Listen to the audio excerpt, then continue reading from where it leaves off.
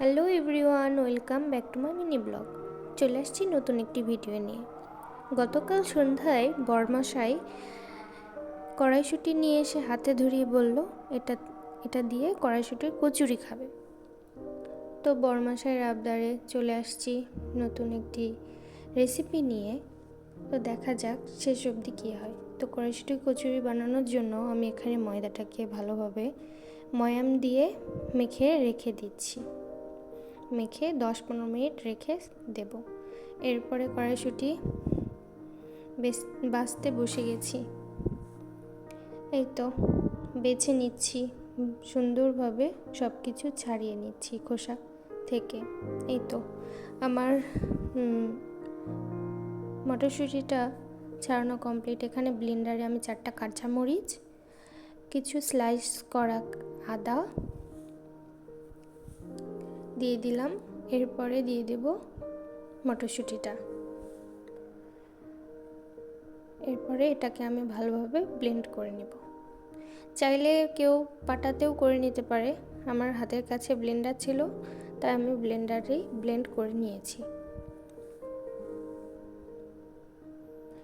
এটাতে করলে খুব তাড়াতাড়িও হয় আর সুবিধাও হয়, এই জন্যই এটাতে করা।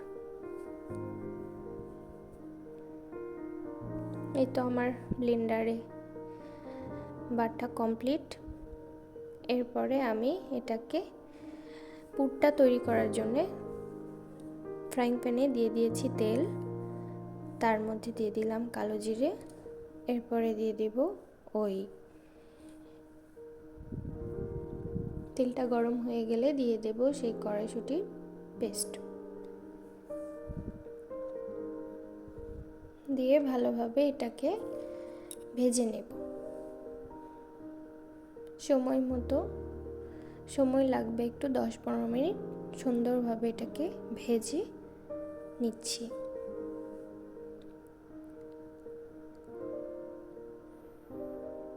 ভেজে নেওয়ার সময় এখানে পরিমাণ মতো লবণ আমি অ্যাড করে নিয়েছি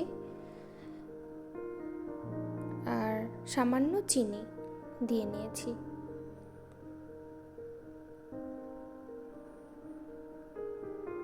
পুরটা হয়ে আসলে অনেক সময় লেগে যাওয়ার সম্ভাবনা থাকে। পুরটা হয়ে আসলে বোঝাই যাবে, ওটা উঠে উঠে আসবে। এখানে আমি ময়দার লেচিটাকে করে নিচ্ছি। ময়দার লেচি করাও সম্পূর্ণ। এরপরে আমি পুরটা ময়দার লেচির মধ্যে ভরে নিচ্ছি। আমার ময়দার লেচিটা একটু বড়ই হয়েছে।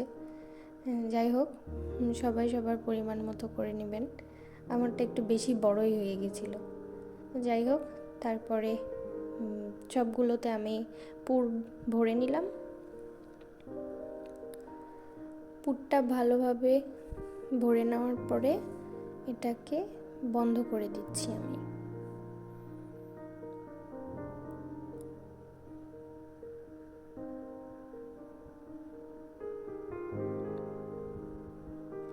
এই তো এক একটা করে সব কিছুতে পুর ভরে নিচ্ছি। পুর ভরাটা কমপ্লিট হয়ে গেলে এরপরে আমি এটাকে বেলে নেব।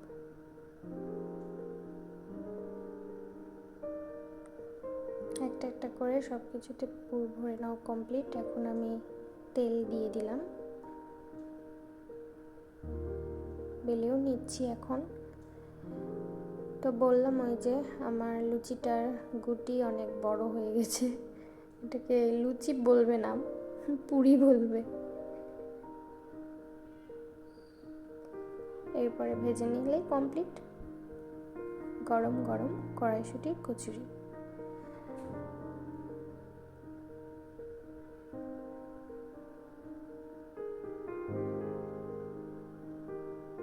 এভাবে আমি প্রত্যেকটা ভেজে নিচ্ছি।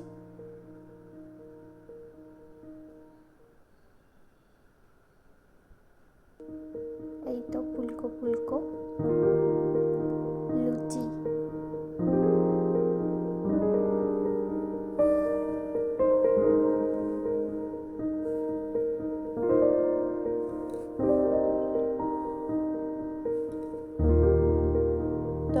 ছোট্ট ভিডিওটা কেমন লাগলো সবাই জানাবেন, অবশ্যই কমেন্টে জানাবেন। আর অবশ্যই এটা বাসায় ট্রাই করবেন, কেমন হলো সেটাও জানাবেন। লাইক, কমেন্ট, শেয়ার অবশ্যই করতে ভুলবেন না। সবাই পাশে থাকবেন।